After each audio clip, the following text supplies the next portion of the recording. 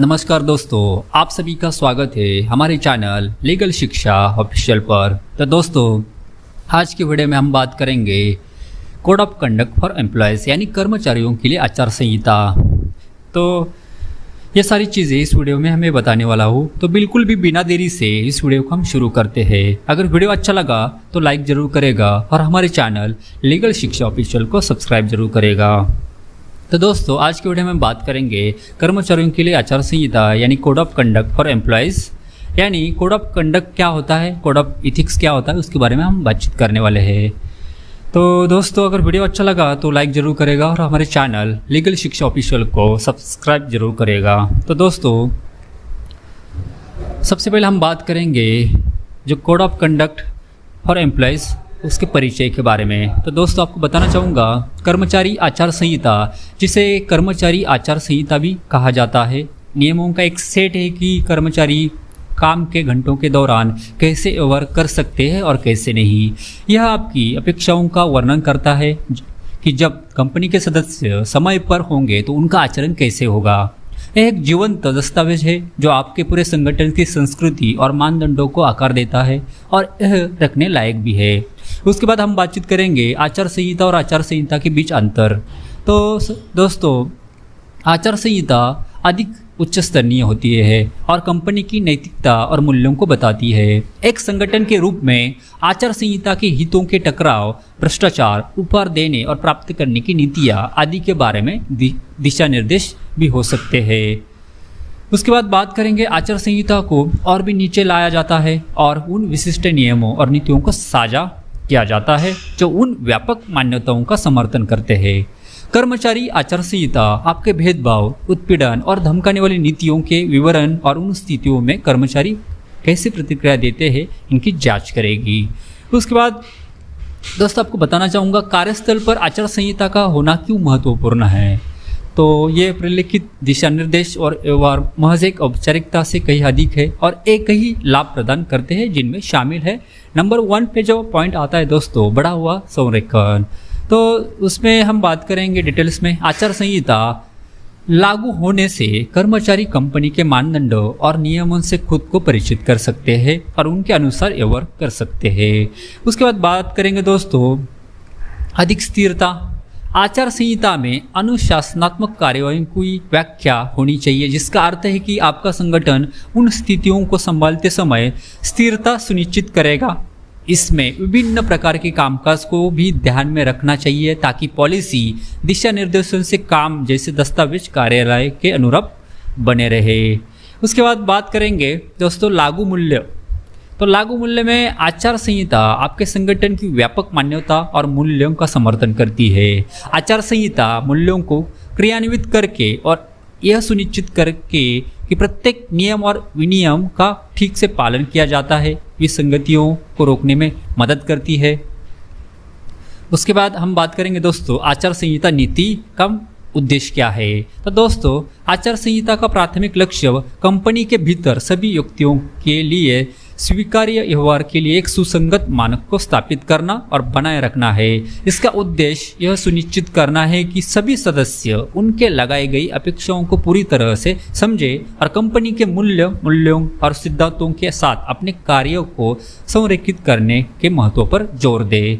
उसके बाद हम बात करेंगे प्रयोज्यता। वे सभी सदस्य जो विभिन्न प्लेटफॉर्म पर कंपनी का प्रतिनिधित्व करते हैं या कर्मचारी, पेशेवर, सलाहकार आदि के रूप में कंपनी से जुड़े हैं। उसके बाद हम बात करेंगे दोस्तों ड्रेस कोड के बारे में। तो सदस्यों को काम के घंटों, महत्वपूर्ण आयोजन, टीम समारोह और आधिकारिक गतिविधियों के दौरान विशिष्ट पोशाक दिशा निर्देशों का पालन करना आवश्यक है। टी शर्ट या जैकेट सहित निर्दिष्ट कंपनी की वर्दी पहननी होगी। यह सुनिश्चित करना महत्वपूर्ण है कि जब सदस्य असाइनमेंट, व्याख्यान दे रहे हो, गतिविधियों में शामिल हो रहे हो या कंपनी का प्रतिनिधित्व कर रहे हैं तो टी शर्ट या जैकेट किसी अन्य कपड़े या पोशाक से छिपी या अस्पष्ट ना हो। इसके अलावा सदस्यों से अपेक्षा की जाती है कि वे लिंग की परवाह किए बिना साफ, स्वच्छ, प्रस्तुत करने योग्य और पेशेवर रूप से उपयुक्त उपस्थिति बनाए रखें। परिसर के भीतर अनौपचारिक पोशाक जैसे शॉर्ट्स, फटे या फटे कपड़े और स्पोर्ट वियर सख्त वर्जित है, क्योंकि वे पेशेवर माहौल के अनुरूप नहीं है। उसके बाद बात करेंगे, सदस्यों को कम से कम आभूषणों का उपयोग करना चाहिए जो उनकी पोशाक के अनुरूप हो, और ऐसी किसी भी चीज़ से बचना चाहिए जो पेशेवर माहौल के अनुरूप ना हो। यदि टीम का कोई सदस्य अनुपयुक्त कपड़े पहने हुए पाया जाता है तो उन्हें आवश्यक परिवर्तन करने के लिए घर लौटने का अनुरोध किया जा सकता है। ऐसे मामलों में इसमें शामिल सदस्य के लिए बिना वेतन के आधे दिन की छुट्टी यानी LOP मानी जाएगी। ऐसे सभी मामलों के बारे में मानव संसाधन विभाग को सूचित करना और बाद में की जाने वाली किसी भी आवश्यक कार्यवाही में उन्हें शामिल करना महत्वपूर्ण है। सदस्यों को एक पेशेवर और प्रस्तुत करने योग्य हेयर स्टाइल बनाए रखना चाहिए जो उनकी पोशाक के अनुरूप हो। चमकीले बालों के रंग, गैर पेशेवर कट और स्टाइल के इस्तेमाल से बचना चाहिए। उसके बाद हम बात करेंगे दोस्तों कार्य का समय की पाबंदी और उपस्थिति के बारे में। तो ये सारी चीज़ें बहुत महत्वपूर्ण हैं। जब आप कोई कंपनी में काम करते हो तो ये सारे रूल्स रेगुलेशन आपको फॉलो करना चाहिए दोस्तों। तो इसमें हम बात करेंगे दोस्तों, सभी सदस्यों से अपेक्षा की जाती है कि वे तुरंत पहुँचे और अपनी अपनी भूमिकाओं को लिए एक निर्दिष्ट कार्यालय समय से 10 मिनट पहले रिपोर्ट करें। विशिष्ट व्यावसायिक आवश्यकताओं और स्थान के आधार पर वास्तविक कार्य घंटे विभिन्न हो सकते हैं। कृपया सुनिश्चित करें कि आप अपनी भूमिका के लिए लागू कार्यालय समय से अवगत हैं और उसका पालन करते हैं। उसके बाद बात करेंगे, पर्यवेक्षक या प्रबंधक टीम के सदस्यों को प्रत्येक शाखा या टीम के लिए उनके निर्दिष्ट कार्य घंटों और साप्ताहिक अवकाश के बारे में सूचित करेंगे। इससे यह सुनिश्चित होता है कि हर कोई अपने शेड्यूल से अवगत है और उसके अनुसार अपने काम की योजना बना सकता है। उसके बाद जो पॉइंट आता है, प्रबंधन के पास स्थानीय या क्षेत्रीय आवश्यकताओं के आधार पर किसी भी विभाग या शाखा के कार्यालय समय या कार्य घंटों को संशोधित करने का अधिकार है। यह विशिष्ट परिस्थितियों में लचीलेपन और अनुकूलन की अनुमति देता है। उसके बाद टीम के सदस्यों से अनुरोध है कि वे आधिकारिक कार्य घंटों के दौरान व्यक्तिगत कार्यों में शामिल होने से बचें। निर्दिष्ट कार्य घंटे आधिकारिक जिम्मेदारियों को पूरा करने और कंपनी के लक्ष्यों में योगदान देने के लिए समर्पित होने चाहिए। यह अपेक्षा की जाती है कि सभी सदस्य निर्धारित कार्यालय समय के दौरान कार्यालय परिसर में भौतिक रूप से उपस्थित रहे। यह टीम के सदस्यों के बीच प्रभावी संचार, सहयोग और समय पर सहायता की सुविधा प्रदान करता है। उसके बाद बात करेंगे दोस्तों, सदस्यों को सलाह दी जाती है कि वे किसी भी नियोजित छुट्टी के लिए पहले से सूचित करें और अनुमोदन प्राप्त करें। शैक्षणिक सत्र के दौरान कंपनी के संचालन के सुचारू कामकाज को सुनिश्चित करने के लिए लंबी छुट्टियों को कम करने की सिफारिश की जाती है। तो दोस्तों इसके अलावा भी कुछ अन्य नियम और विनियम होते हैं कंपनी के, उसके बारे में भी हम बात करेंगे। तो दोस्तों सदस्यों को वेतन, मूल्यांकन या कोई अन्य गोपनीय जानकारी किसी को भी नहीं बतानी चाहिए। उल्लंघन पर अनुशासनात्मक कार्रवाई की जाएगी। उसके बाद बात करेंगे चांदनी रात के खिलाफ हमारी सख्त नीति है। मून लाइटनिंग से तात्पर्य किसी कर्मचारी की प्राथमिक भूमिका से बाहर माध्यमिक रोजगार या व्यावसायिक गतिविधियों में संलग्न होना है। यह सभी कर्मचारियों के लिए सख्त वर्जित है, चाहे उनकी स्थिति या रोजगार की स्थिति कुछ भी हो।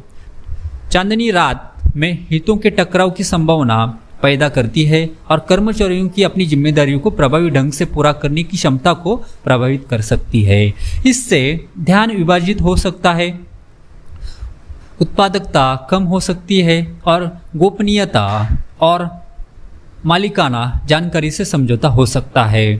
रोजगार स्वीकार करके कर्मचारी कंपनी के भीतर अपनी भूमिकाओं के लिए अपना पूरा समय, ध्यान और प्रयास समर्पित करने के लिए सहमत होते हैं। द्वितीयक रोजगार या व्यावसायिक गतिविधियों में कोई भी संलग्नता कंपनी की नीति का उल्लंघन है और इससे परिणाम स्वरूप अनुशासनात्मक कार्रवाई हो सकती है, जिसमें रोजगार की समाप्ति भी शामिल है। उसके बाद हम बात करेंगे दोस्तों सदस्य अपने व्यक्तिगत सामान की सुरक्षा के लिए जिम्मेदार है और कंपनी को किसी भी नुकसान या क्षति के लिए जिम्मेदार नहीं ठहराया जाएगा। उसके बाद बात करेंगे सदस्यों को अन्य संगठनों के साथ किसी भी प्रत्यक्ष या अप्रत्यक्ष रोजगार में संलग्न नहीं होना चाहिए। इस नीति का उल्लंघन करने पर बर्खास्ती सहित गंभीर अनुशासनात्मक कार्रवाई हो सकती है। उसके बाद आता है दोस्तों, सदस्यों को दिशा निर्देशों और सुरक्षा प्रक्रियाओं का सख्ती से पालन करना चाहिए। अनुपालन में विफलता के परिणाम स्वरूप अनुशासनात्मक कार्रवाई की जाएगी। और वैसे सदस्यों को अधिकारी की अनुमति के बिना सोशल मीडिया पर पोस्ट करने या टिप्पणी करने से प्रतिबंधित किया गया है। अनुपालन न करने पर तत्काल समाप्ति हो सकती है, यानी उनको जॉब से निकाला जा सकता है। सदस्यों से अपेक्षा की जाती है कि वे कार्य संस्कृति को दर्शाते हुए संगठन के प्रत्येक कर्मचारी के प्रति सकारात्मक और उचित व्यवहार प्रदर्शित करें। ऐसा ना करने पर जो भी कंपनी एक्शन ले सकती है। परिसर के भीतर अनियंत्रित व्यवहार प्रदर्शित करना, धमकी देना या अपमानजनक भाषा का उपयोग करना सख्त वर्जित है।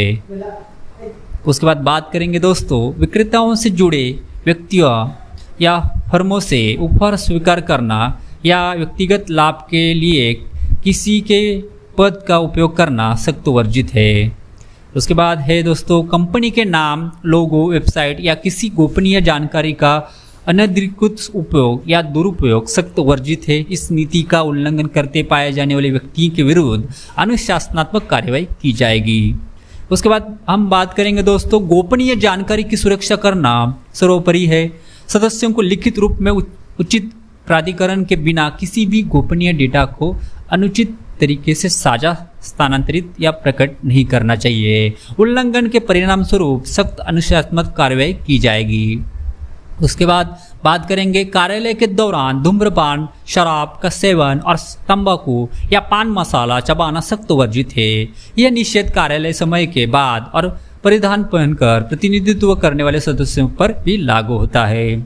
सदस्यों को हर समय एक स्वच्छ, व्यवस्थित कार्य केंद्र बनाए रखना चाहिए और यह सुनिश्चित करना चाहिए कि जाने से पहले अव्यवस्था साफ हो जाए।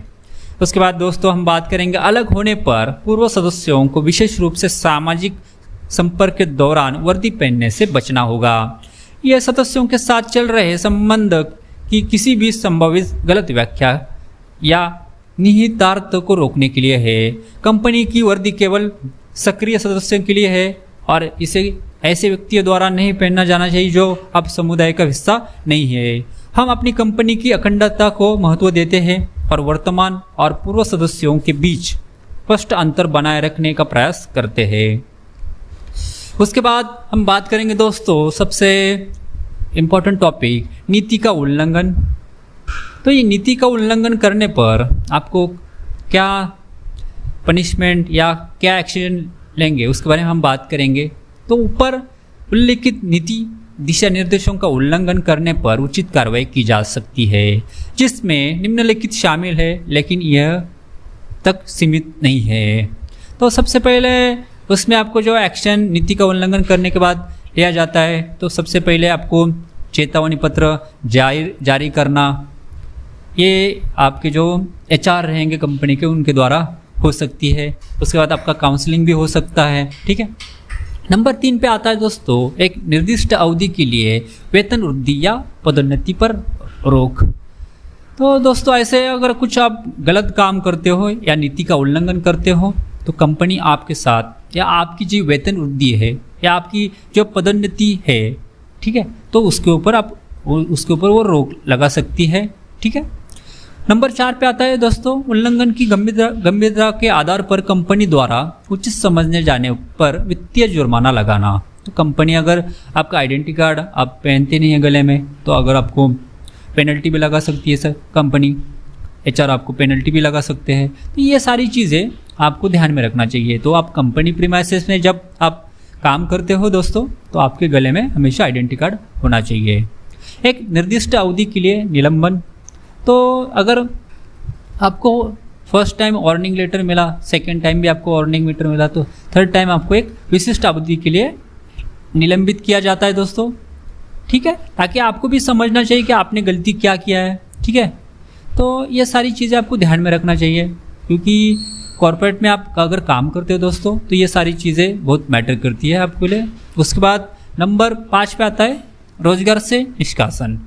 तो दोस्तों अगर आप नीति का उल्लंघन करते हो तो आपको रोजगार भी नहीं दिया जाता, बिकॉज अगर आपको एक ही चीज़ अगर बार बार HR की तरफ से या अपने सीनियर की तरफ से अगर आपको फीडबैक मिल रहा है कि इसमें आपको इम्प्रूवमेंट करना है, अगर उसके ऊपर आप ध्यान नहीं देते तो आपको रोजगार से निष्कासन यानी आपको रोजगार नहीं दिया जाता कंपनी की तरफ से। उसके बाद नंबर 6 पे आता है कानूनी कार्रवाई शुरू करना, सिविल और आपराधिक आरोप लगाना।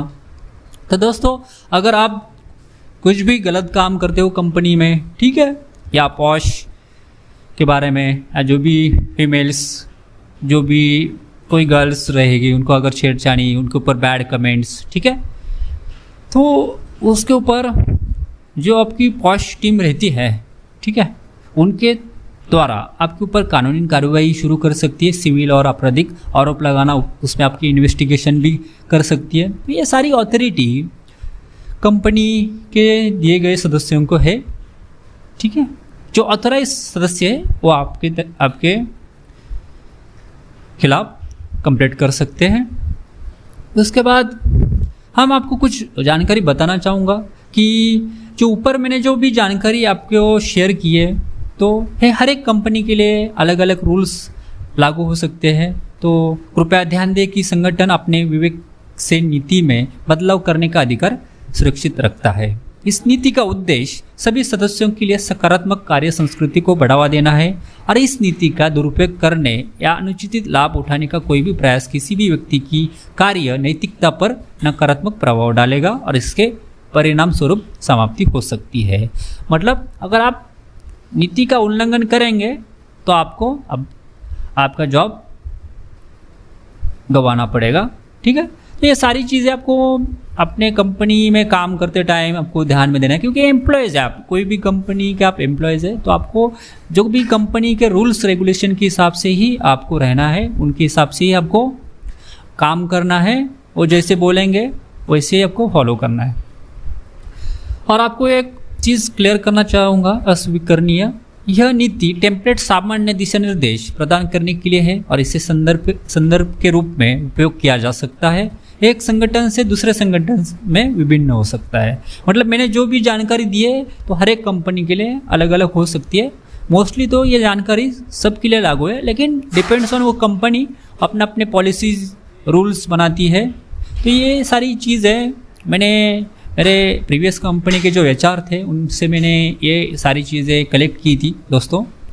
तो ये हर एक कंपनी के लिए डिफरेंट रूल्स लागू रहते हैं, तो हर एक कंपनी के लिए पॉलिसी अलग अलग रहेगी। इसमें से कुछ पॉइंट कम रहेंगे, कुछ कंपनी में ज़्यादा रहेंगे।